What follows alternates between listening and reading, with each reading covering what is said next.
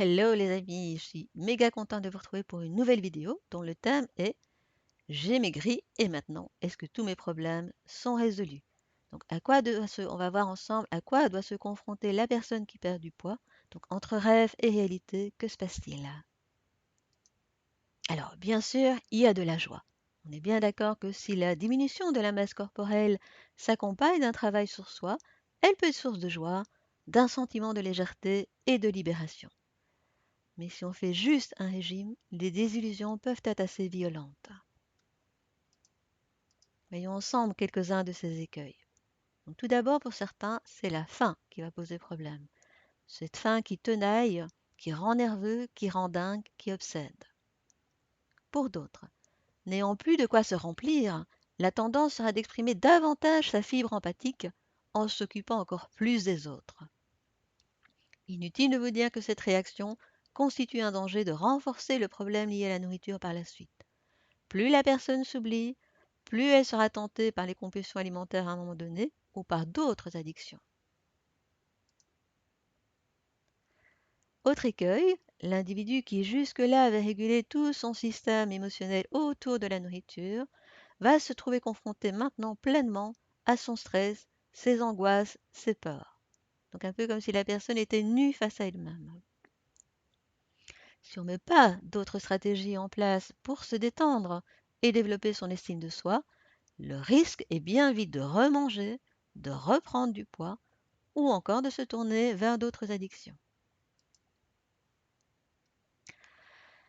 Certes, la silhouette s'est affinée et si certains arrivent à s'en réjouir pleinement, d'autres vont être confrontés à la même frustration qu'avant, c'est-à-dire un corps toujours aussi imparfait à leurs yeux. Donc avant la perte de poids, on pouvait s'imaginer qu'un corps de rêve une fois plus mince. Après l'amaigrissement, le même souci de perfection vient nous hanter. La cellulite est toujours là, ou bien on n'a pas maigri là où on aurait voulu perdre. On a parfois l'air plus âgé quand on perd du poids. Si on n'a pas fait de sport, les muscles peuvent s'affaisser, des vergetures peuvent apparaître, et comme on est toujours aussi exigeant et intolérant envers soi-même, l'enfer continue de battre son plein.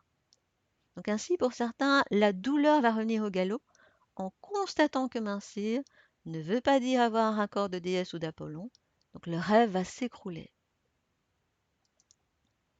Voyons maintenant sur le plan social. Donc certains vont avoir l'impression de perdre l'originalité parce qu'ils s'étaient donné une image de bon vivant avec qui il était gai sortir et aller au restaurant. Donc dans ce cas de figure, la vie sociale va en prendre un coup. Ils vont avoir la sensation d'être rentrés dans le rang des gens ordinaires. Euh, Certains vont même éviter de sortir, d'autres ne savent plus comment se comporter à table, d'autres auront peur d'être rejetés. Donc rester mince s'accompagne aussi parfois d'une rigidification du caractère et des attitudes, ce qui peut aussi poser problème dans la relation aux autres. Et puisqu'on parle de l'entourage, parlons des réactions de l'entourage face à l'amaigrissement. Là, de nombreuses surprises peuvent également nous attendre. Il y a ceux que ça va déranger, qui vont se sentir jaloux de votre succès.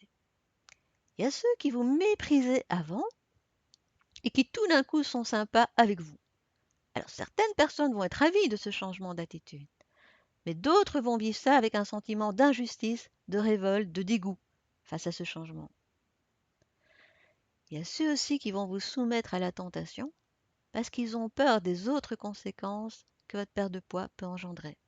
Par exemple, ils vont avoir peur que vous allez y voir ailleurs, que vous ouvriez à d'autres horizons.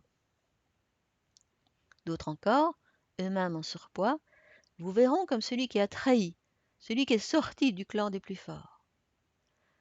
Et bien sûr, et heureusement d'ailleurs, il y a ceux qui seront sincèrement méga heureux pour vous, qui vous soutiendront, qui vous encourageront, qui vous aimeront de manière inconditionnelle, mince ou pas d'ailleurs. Maintenant, abordons un peu le sujet de la séduction. Là aussi, différents cas de figure peuvent apparaître. Certaines personnes peuvent se sentir revivre. Elles réalisent qu'elles ont un nouveau corps, ça va booster leur confiance en elles et développer leur aura. D'autres, malgré la perte de poids, vont percevoir leur corps comme étant toujours aussi gros, c'est-à-dire que l'image corporelle ne suit pas.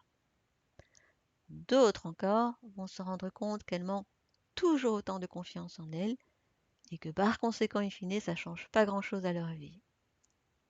Enfin, certaines femmes vont craindre d'attirer trop le regard désirant des hommes, voire même de se faire agresser.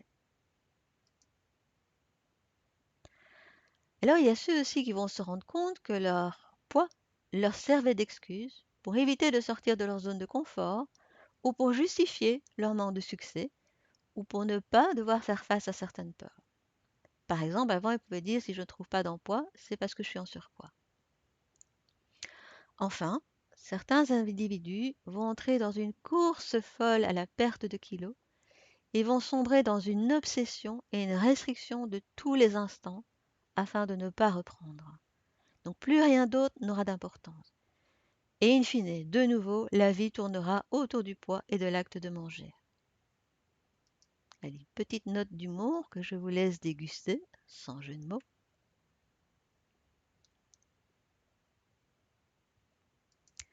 Alors vous allez me dire, mais alors quoi faire? Est-ce qu'on doit rester en surpoids? J'ai pas dit ça non plus, évidemment, hein. Votre envie de vous sentir plus confortable et bien dans votre corps est légitime. Votre objectif ne doit pas être abandonné pour autant. Simplement, ne faites pas l'économie d'un travail sur vous-même. Mince ou pas, l'apprentissage est le même. Celui de s'aimer avec ses perpétuelles imperfections, celui d'être bienveillant envers soi-même, celui de s'affirmer et de poser des limites. Ne rentrez pas de grâce dans des restrictions trop sévères. Vous savez combien vous risquez d'effets yo-yo en faisant ça. Et sur le plan de la santé, ces pertes et ces reprises auront des conséquences beaucoup plus néfastes que d'être simplement en surpoids de façon constante. Travaillez aussi vos peurs sous-jacentes à l'idée de maigrir, donc vos croyances. Par exemple, si je suis plus séduisante, je risque d'attirer le regard des hommes et d'être agressée.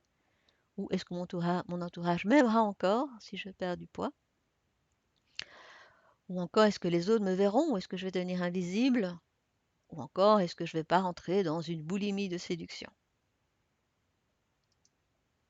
En conclusion, l'essentiel est que votre évolution vous porte vers plus de bien-être et de sérénité. Le poids idéal où la vie serait parfaite n'existe pas. Une façon de s'alimenter sans faille n'existe pas non plus. Apprenez à vous aimer, à trouver le poids qui vous convient le mieux, indépendamment des normes véhiculées. Réconciliez-vous avec la belle personne que vous êtes et le reste suivra. C'est dans la mesure où la minceur cesse d'être une obsession qu'elle devient accessible. Si vous avez aimé, vous pouvez vous abonner à ma chaîne YouTube, vous inscrire au newsletter de mes différents sites que vous trouverez dans le descriptif de cette vidéo. Voilà les amis, on se retrouve bientôt pour d'autres thèmes.